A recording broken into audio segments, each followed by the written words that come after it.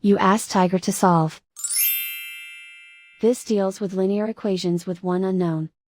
The final result is x equals 9/10. Let's solve it step by step. Simplify the expression. Multiply the fractions. Break up the fraction.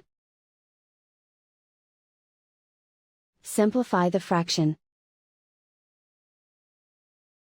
Find the greatest common factor of the numerator and denominator. Factor out and cancel the greatest common factor. Simplify the arithmetic. Expand the parentheses. Multiply the coefficients. Simplify the arithmetic. Group all y terms on the left side of the equation. Subtract 12x from both sides. Group like terms. Simplify the arithmetic.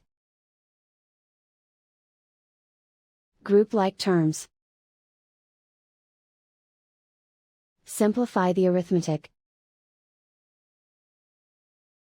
Group all constants on the right side of the equation. Add 6 to both sides. Simplify the arithmetic.